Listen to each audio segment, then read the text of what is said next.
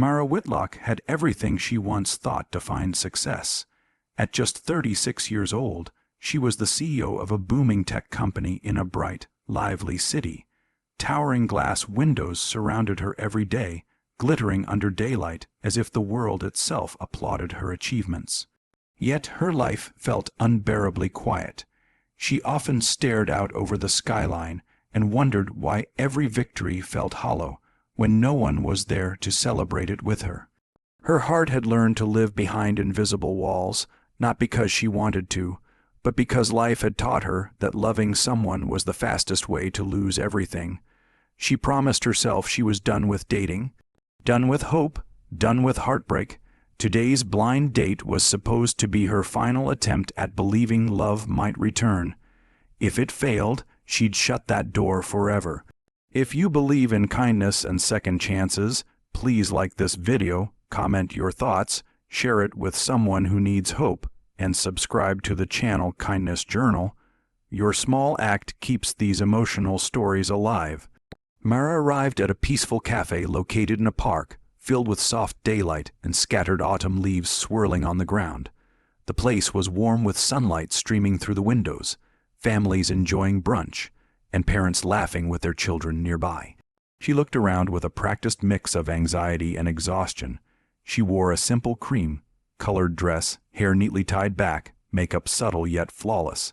The hostess told her the reservation under her name had already checked in, so someone was waiting.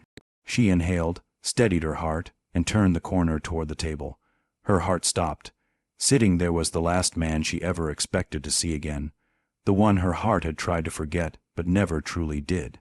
Aidan Clark, the first love who once knew every hope she dreamed, every fear she carried, the boy who promised her forever when they were just teenagers. He had been her safe place when life felt like a storm, her laughter on dark evenings, her future. Yet he disappeared abruptly back then, without explanation, leaving her shattered and convinced love was a foolish gamble. He looked older now, more defined and more tired, like a man who had gone through life's hardest chapters and kept moving anyway. His dark hair was slightly tousled, his smile familiar yet cautious. Sitting beside him was a girl around 7 years old with bright eyes and curly brown hair, who hummed to herself while drawing in a notebook. Aidan stood up slowly, stunned, and that was when Mara saw the recognition in his eyes. He knew exactly who she was. A wave of confusion crashed into both of them. Neither knew whether to step forward or run away from the past that had just returned without warning. The hostess returned with menus, cheerfully announcing that the single dad reservation was complete now. That label hit Mara hard. Single dad. So life had changed him too. She sat down because walking away felt impossible. Memories flooded her mind.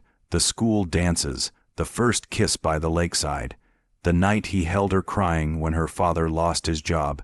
He was her heart's home.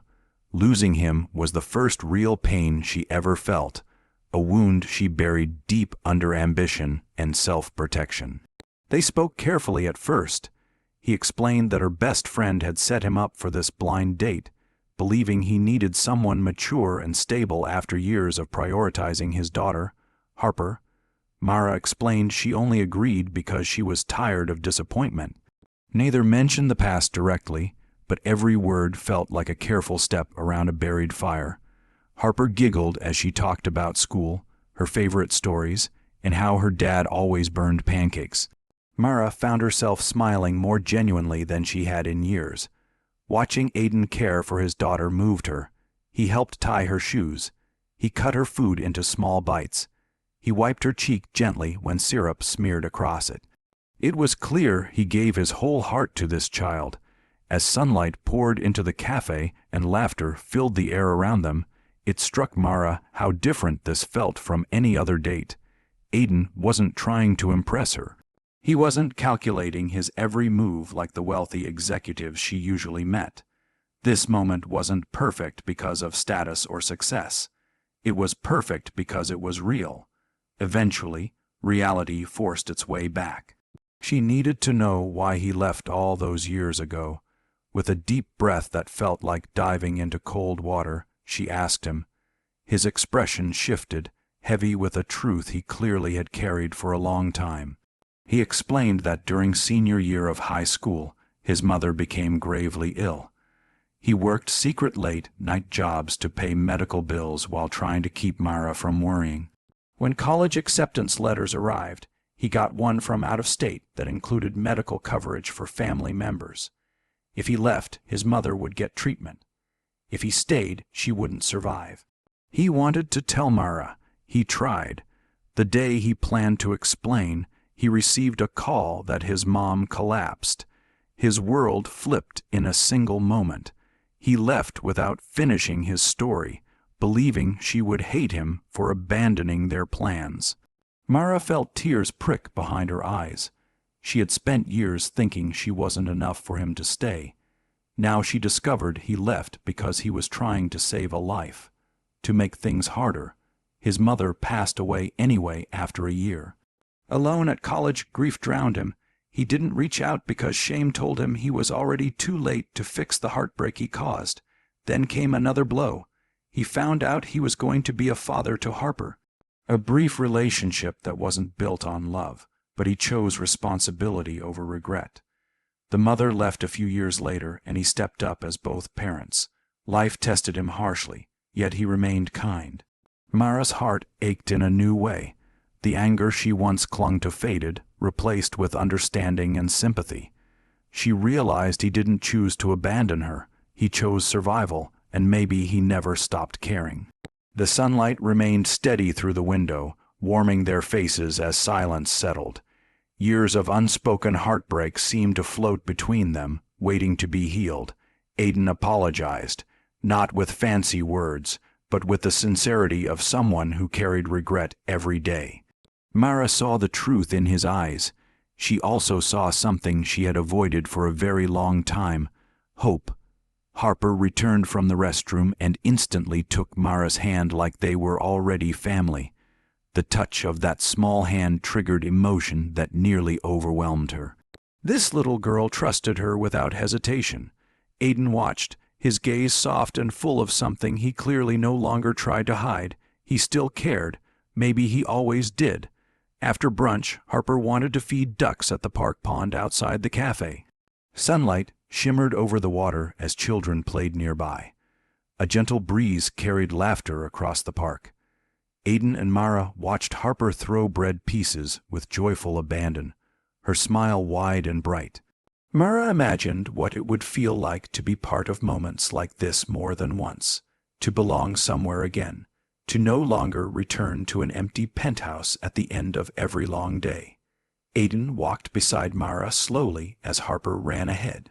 He told her he never expected a second chance to sit across from her. He respected whatever path she chose. He knew he had hurt her deeply. Mara felt the weight of years lifting from her shoulders. For the first time, she allowed herself to believe that some stories don't end.